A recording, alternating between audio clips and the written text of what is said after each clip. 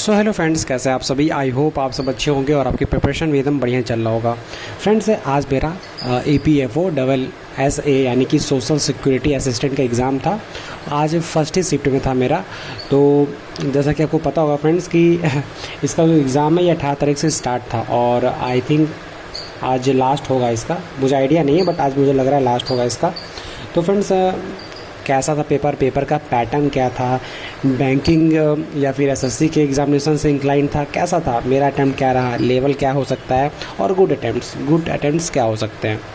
तो यार सबसे पहले डिस्कस करते हैं। जैसे कि आपको पता होगा फ्रेंड कि जो इसका पैटर्न है उस पैटर्न में आप कह सकते हो बैंकिंग और SSC दोनों का कॉम्बिनेशन था। बट एक्चुअल में क्या था मैं आपको बताने वाला हूँ, तो आप वीडियो को लास्ट तक देखिएगा, मैं हर चीज़ बताऊँगा आपको, ठीक है। तो जैसे कि क्वांटिटेटिव एप्टीट्यूड था। क्वांटिटेटिव एप्टीट्यूड में आपका 30 नंबर का 30 क्वेश्चंस जो नंबर होता है, अरे नंबर ऑफ जो क्वेश्चंस होते हैं वो 30 क्वेश्चंस होते हैं, ठीक है। और हर एक क्वेश्चन 4 मार्क्स का होता है। तो ये 120 मार्क्स का हो गया, ठीक है। और जनरल अवेयरनेस भी आपका 30 क्वेश्चन रहता है, वो भी 4 मार्क्स का होता है, तो ये भी 120 हो गया। अगर देखा जाए तो सबसे ज़्यादा जो यहाँ पे वेटेज है वो है इंग्लिश कॉम्प्रहेंशन का, ठीक है। और जैसे आप इंग्लिश भी कह सकते हो, ठीक है। उसमें आपका 50 क्वेश्चन आता है, ठीक है। 50 क्वेश्चन आता है और 4 मार्क्स के होते हैं, तो 200 मार्क्स के हो गए ये, ठीक है। और उसके बाद ये कंप्यूटर लिटरेसी, ये 10 क्वेश्चन आता है इसका और 40 मार्क्स का आता है, ठीक है। तो एक्चुअल में इसका लेवल क्या था मैं आपको बताता हूँ। अगर मेरा अटैम्प्ट देखा जाए तो मैं अभी आपको बताऊँगा कि मेरा अटैम्प्ट कितना रहा, ठीक है। तो सबसे पहले बात करते हैं हम लोग क्वांटिटेटिव एप्टीट्यूड का। फ्रेंड्स, क्वांटिटेटिव एप्टीट्यूड, जैसा कि मैं बैंकिंग एस्पिरेंट हूँ तो इसे में हम लोग रीजनिंग भी कह सकते हैं, ठीक है। तो क्वांटिटेटिव एप्टीट्यूड आपका रीजनिंग आता है। तो फ्रेंड्स, रीजनिंग का जो लेवल देखा गया वो और पैटर्न देखा गया वो मोस्टली SSC इंक्लाइंड ही था, क्योंकि फिगर्स उसमें आए हुए थे, ठीक है। और जैसे कि आपको पता होगा कि रॉन्ग नंबर सीरीज़ और मिसिंग नंबर सीरीज़ SSC के रीजनिंग में पूछा जाता है, ठीक है। तो वैसे ही इसमें भी पूछा गया था। बेसिकली अगर इसे देखा जाए क्वांटिटेटिव एप्टीट्यूड वाला ये जो है तो ये आपका आता है उसमें रीजनिंग सेक्शन। इसमें इसका जो रीजनिंग सेक्शन था बेसिकली वो SSC इंक्लाइंड था, ठीक है। और कुछ क्वेश्चंस आए थे आपके एक क्वेश्चन आपका जहाँ तक मुझे याद आ रहा है, एक क्वेश्चन आया था आपका पजल का और एक क्वेश्चन था सिटिंग अरेंजमेंट का, ठीक है। और बाकी सब वही SSC इंक्लाइंड क्वेश्चन है। जैसे कि रीजनिंग पूछे, जैसे कि SSC के एग्ज़ाम्स में रीजनिंग के क्वेश्चन पूछे जाते हैं, ठीक है। वैसा ही इसमें क्वेश्चन पूछा गया था, ठीक है। और अगर जनरल अवेयरनेस का बात किया जाए तो पूरा यार वही हिस्ट्री पूछ लिया था, इकोनॉमिक्स पूछ लिया था। और जनरल अवेयरनेस में आपका करंट अफेयर भी था कुछ क्वेश्चन। तो करंट अफेयर वाला जो भी पार्ट था वो मैं अटैम्प्ट किया था इसमें।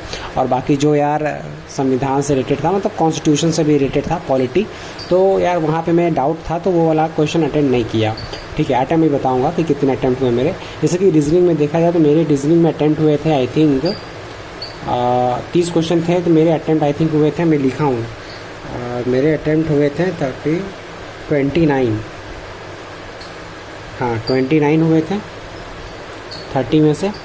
और जनरल अवेयरनेस में मेरा अटैम्प्ट हुआ था बहुत कम, सबसे कम इसी में हुआ था, 10 अटैम्प्ट हुआ था। क्योंकि यार डायरेक्टली मेरे को कुछ पता नहीं था उसमें, कॉन्स्टिट्यूशन अभी तक मैं पॉलिटी पढ़ा नहीं हूँ सही से, और कुछ क्वेश्चन अगर आ भी रहा था तो डाउट था उसमें, तो मैं अटेंड नहीं किया। हाँ, जो इसमें मैं कंफर्म था 1-2 क्वेश्चन छोड़ के वो मैं अटेम्प्ट करके आया हूँ, ठीक है। तो इसमें मेरे 10 अटैम्प्ट थे, इसमें 29 थे। और न्यूमेरिकल एबिलिटी का बात किया जाए तो इसमें मेरे 29 अटैम्प्ट हैं, यानी एक क्वेश्चन में नहीं किया था, वो भी क्वेश्चन कर लेता। ऐसा नहीं था कि टाइम इशू था, टाइम का इशू नहीं था। एक क्वेश्चन मेरे को डाउट लग रहा था थोड़ा सा, तो मैं उसको छोड़ दिया, ठीक है। उसके बाद फिर मैं इंग्लिश का जो फ्रेंड से जो न्यूमेरिकल एबिलिटी था ना, जिसे हम लोग क्वांट कहते हैं बैंकिंग लैंग्वेज में, बैंकिंग एग्ज़ाम के लैंग्वेज में, तो क्वांट फ्रेंड मैं पूरा कह सकता हूँ, ठीक है। पूरा जो ये था ये बैंकिंग पैटर्न इंक्लाइंड था, बैंकिंग के पैटर्न से इंक्लाइंड था। यानी कि जो आपके क्वेश्चंस अर्थमेटिक के हो गए या फिर क्वाड्रेटिक क्वेश्चन नहीं आया था, जितना ये अर्थमेटिक, ज़्यादातर अर्थमेटिक का ही क्वेश्चन इसमें आया था। कुछ फिगर्स के आए थे, लाइक आपके वो आए थे ट्रायंगल बेस्ड आया था, ठीक है। तो 2-3 क्वेश्चन छोड़ के पूरा इसका जो पैटर्न था वो बैंक का पैटर्न था, ठीक है। जहाँ तक मुझे पता है, जहाँ तक मैं अभी तक प्रिपेयर किया हूँ, मुझे पता है कि कौन सा क्वेश्चन बैंक में आता है, कौन सा SSC में आता है, ठीक है। तो पूरा इंक्लाइन था ये बैंकिंग पैटर्न से। न्यूमेरिकल एबिलिटी आराम से आप अगर बैंकिंग एस्पिरेंट हो तो 30 आउट ऑफ 30 करके आते हैं, बहुत ईजी था क्वेश्चन, ठीक है। उसके बाद फिर इंग्लिश कॉम्प्रहेंसन बात किया जाए। इंग्लिश कॉम्प्रहेंसन भी आपका मिक्स था, बैंकिंग और एसएससी का दोनों का कंबाइन था, क्योंकि ज़्यादातर इसमें पूछा गया था एक्टिव एंड पैसिव वॉइस का और नरेशन। और आपको पता होगा friends, active voice, passive voice, narration ये सब बैंकिंग के एग्ज़ाम में इंग्लिश के सिलेबस में नहीं है। तो मिक्स था इसमें, कुछ क्वेश्चन सिनोनिम एंटोनिम के भी थे। और जैसे कि रीडिंग कॉम्प्रहेंसन ये बढ़िया था, लगभग इसके 10 क्वेश्चंस आए थे रीडिंग कॉम्प्रहेंसन के, ठीक है। और मेरे को काफ़ी सही लग रहा था। उस जो रीडिंग कॉम्प्रहेंसन था वो बेसिकली बेस्ड था आपका मुंबई में कोई एक शहर है उसके बारे में, मतलब वो कैसे डेवलप हो गया वहाँ के लोगों की वजह से, तो उसके बारे में था। वो इजी था, थोड़ा बहुत इन्फ्रेंस का भी क्वेश्चन था, अब इन्फ्रेंस आपको निकालना था, डायरेक्टली लिखा नहीं था इन्फ्रेंस, बट अच्छा था, क्वेश्चन की क्वालिटी अच्छी थी। कह सकते हो कि बैंकिंग के पैटर्न से ही थी इंग्लिश की, जो भी उसका वो लेवल था बढ़िया था, ठीक है। ओवरऑल अगर देखा जाए इंग्लिश कॉम्प्रहेंसन का तो लेवल बहुत अच्छा था, ठीक है। और लास्ट में आता है computer literacy. Friends, computer literacy में क्वेश्चन का अगर लेवल कहा जाए तो काफ़ी सही था। अगर आप ऊपर पढ़ के जाते हो, एमसीक्यू के फॉर्म में पढ़ के जाते हो ना, तो आपको थोड़ा सा दिक्कत आ सकता है। बेसिकली क्या था ना यार, ये ट्रू फॉल्स से रिलेटेड क्वेश्चन था कि कितने स्टेटमेंट ट्रू हैं, कितने फॉल्स हैं। तो फ्रेंड्स, आपको इसमें ना कंसेप्चुअल क्लैरिटी होनी चाहिए, मतलब जो भी पूछा गया था कंप्यूटर में क्वेश्चन, उसका आपको कंसेप्चुअल क्लैरिटी होनी चाहिए, तभी आप एक्यूरेट उसका आंसर दे पाओगे। तो यार जैसा कि मैं आरआरबी के लिए प्रिपरेशन कर रहा हूँ और बैंक में भी कंप्यूटर लिटरेसी से क्वेश्चंस आते हैं, तो मैं प्रिपरेशन कर रहा हूँ, तो मुझे उसमें से 10 में से मैं 5 क्वेश्चन ऐसा था 5 क्वेश्चन जहाँ मैं श्योर था, और 3 क्वेश्चन मैं उसमें गेस किया था, क्योंकि एकदम ज़्यादा कोड रिलेटेड थे क्वेश्चन, और बहुत थोड़ा सा डाउट था मुझे कि ये गलत हो सकता है, यानी 90% में कंफर्म था। तो ऐसे 3 क्वेश्चन थे जिसमें मैं 90% कंफर्म था, और ऐसे 5 क्वेश्चन थे जिसमें 100% कंफर्म था। यानी कि मेरा टोटल अटैम्प्ट था कंप्यूटर में 8 अटैम्प्ट था। 8 अटैम्प्ट नहीं था फ्रेंड, मेरा 8 अटैम्प्ट नहीं था, कहाँ गया, हाँ 9 अटैम्प्ट था मेरा, सॉरी 9 अटैम्प्ट था मेरा। और इंग्लिश में कितना था, इंग्लिश में था मेरा 39। तो इस तरीके से मेरा टोटल अटैम्प्ट आ रहा था 106 आउट ऑफ 150 क्वेश्चन, ठीक है। तो इतने मेरे अटैम्प्ट थे, 106 आउट ऑफ 150 इतने मेरे अटैम्प्ट थे, ओके।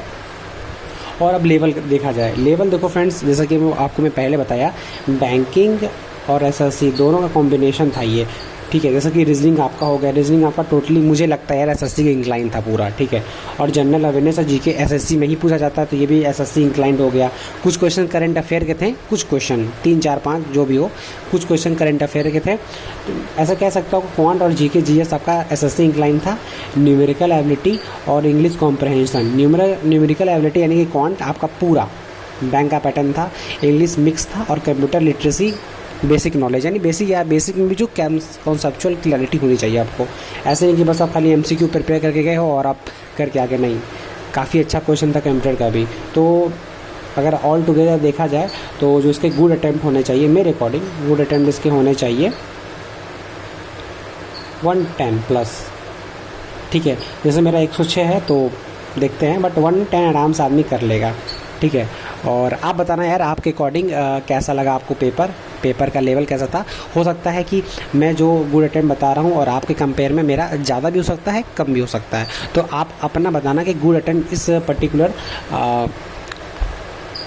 एसएससी एग्ज़ाम में, यानी कि जो फर्स्ट शिफ्ट में कितना जा सकता है और कितना गुड अटेम्प्ट हो सकता है, ठीक है। ये मैं अपना आपको एनालिसिस बताया, आप ज़रूर बताना कि आपके अकॉर्डिंग कितना इसका गुड अटेम्प्ट हो सकता है, ओके। और फ्रेंड्स, अगर आप चैनल पर नए आए हो तो चैनल को सब्सक्राइब कर देना, अदरवाइज़ कोई दिक्कत नहीं है, ठीक है। और फ्रेंड्स, मैं रेगुलर करंट अफेयर का मॉक टेस्ट डाल ही रहा हूँ, जैसा कि आप देख रहे हो, करंट अफेयर कह रहा हूँ, सॉरी, IBPS क्लर्क का। तो बताना कि यार मैं अभी रेगुलर कंटिन्यू कर दूँ या फिर एग्ज़ाम तक मैं छोड़ दूँ, ना दूँ, ठीक है, ये भी बताना आप, ओके।